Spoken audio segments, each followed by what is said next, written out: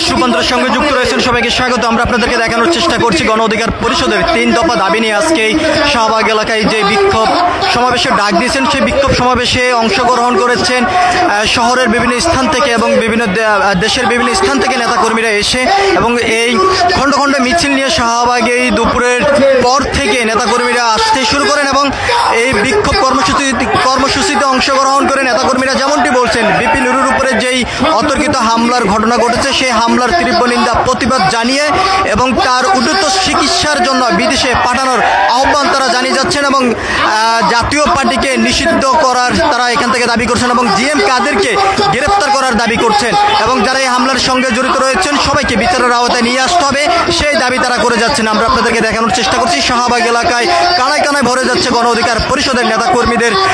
খণ্ড খণ্ড মিছিল নিয়ে তারা দুপুরের পর থেকে শাহবাগ এলাকায় আসতে শুরু করেছে। এখানে যদিও বিভিন্ন ইসলামিক রাজনৈতিক দল থেকে শুরু করে বিভিন্ন রাজনৈতিক অঙ্গ সংগঠনের নেতাকর্মীরা এসেই বক্তব্য দিয়ে যাচ্ছেন এবং তার তীব্র নিন্দা প্রতিবাদ জানাচ্ছেন এবং সরকারের কাছে তারা আহ্বান জানিয়ে যাচ্ছেন খুব দ্রুত সময়ের ভিতরে বিপি নূরকে উন্নত চিকিৎসার জন্য দেশের বাইরে পাঠাতে হবে এবং বিপি নূর এখনো পর্যন্ত আশঙ্কা অবস্থায় রয়েছে বলে তারা জানিয়েছেন। আমরা আপনাদেরকে দেখানোর চেষ্টা করছি, একদিকে যেমন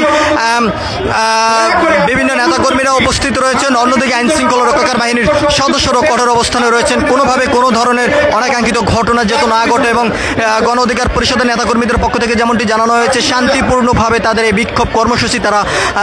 করতে যাচ্ছেন এবং তারা করছেন এমনটি কিন্তু তারা বলেছেন। আমরা আপনাদেরকে আরো একটি বিষয়টা জানিয়ে রাখতে চাই, যত দ্রুত সম্ভব বিপি নূরকে এই বিদেশে উন্নত চিকিৎসার জন্য পাঠাতে হবে এবং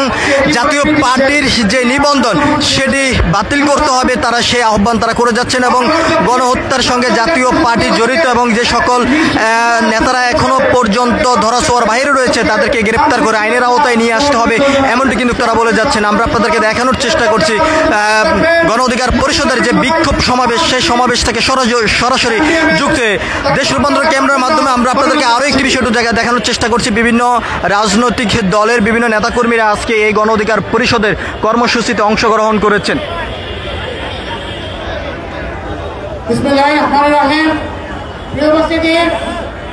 আজকের এই সংহতি সমাবেশের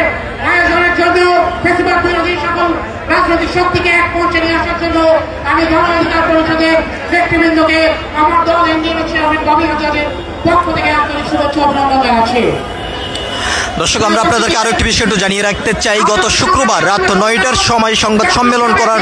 সময় গণ অধিকার পরিষদের সভাপতি নুরুল হক নুরুর উপর অতর্কিতভাবে যে হামলার ঘটনা ঘটেছে সেই হামলার তীব্র নিন্দা প্রতিবাদ জানিয়ে 3 দফা দাবি নিয়ে আজকে শাহবাগ এলাকায় গণ অধিকার পরিষদের নেতাকর্মীর একটি বিক্ষোভ কর্মসূচি ডাক দিয়েছেন এবং সেই বিক্ষোভ কর্মসূচির ডাকে সাড়া দিয়ে বিভিন্ন নেতাকর্মীরা দেশের বিভিন্ন স্থান থেকে এসে কানায় কানায় ভরে যাচ্ছেন যে শাহবাগ এলাকাটি রয়েছে সেই এলাকায়। আমরা আপনাদেরকে আরো একটি বিষয় জানিয়ে রাখতে চাই, জাতীয় পার্টির জিএম কাদেরকে গ্রেপ্তারের তারা দাবি করে যাচ্ছেন এবং তাদের যে রাজনৈতিক দল রয়েছে সেই রাজনৈতিক দলকে নিষিদ্ধ করার দাবি এখান থেকে করে যাচ্ছেন এবং এখনো পর্যন্ত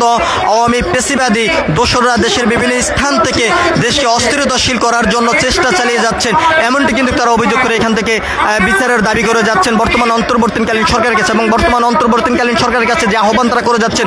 যত দ্রুত সময়ের ভিতরে বিপি নূরকে দেশের বাহির উন্নত চিকিৎসার জন্য পাঠানো সম্ভব তত দ্রুত সুস্থ হয়ে আবারও রাজপথে ফিরে আসতে পারবেন এমনটি কিন্তু এখান থেকে নেতাকর্মীরা বলছেন। তবে এখনো পর্যন্ত বিপি নূর আশঙ্কা অবস্থায় রয়েছে, কোনোভাবে আশঙ্কা মুক্ত নয় বলে নেতাকর্মীরা এখান থেকে দাবি করে যাচ্ছেন।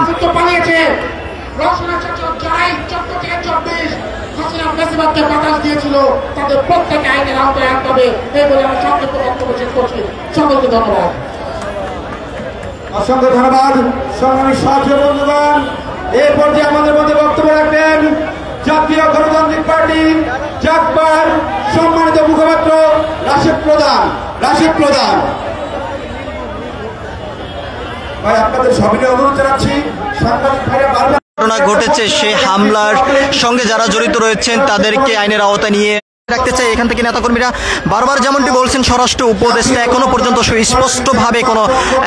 তথ্য দিতে পারেননি যে হামলার সঙ্গে যারা জড়িত রয়েছেন তাদেরকে বিচারের আওতায় নিয়ে আসা হবে কিনা এবং তাদেরকে বিচারের আওতায় নিয়ে এসে বিচার করা হবে কিনা এমনটি কিন্তু এখনো পর্যন্ত প্রশ্ন করে যাচ্ছেন। তবে সেনাবাহিনীর যে সকল সেনা আইনে তাদেরকে বিচারের আওতায় নিয়ে এসে বিচার করা হবে কিনা সে বিষয়ে এখনো পর্যন্ত স্বরাষ্ট্র উপদেষ্টা সুনিশ্চিতভাবে কোনো তথ্য দেননি, এমনটি কিন্তু তারা অভিযোগ করে বলছেন। এবং তারা আরও যেমনটি বলছেন যে তাদেরকে দ্রুত গ্রেপ্তার করে বিচারের আওতায় নিয়ে আসতে হবে এবং স্বরাষ্ট্র উপদেষ্টা পদত্যাগ করতে হবে, তার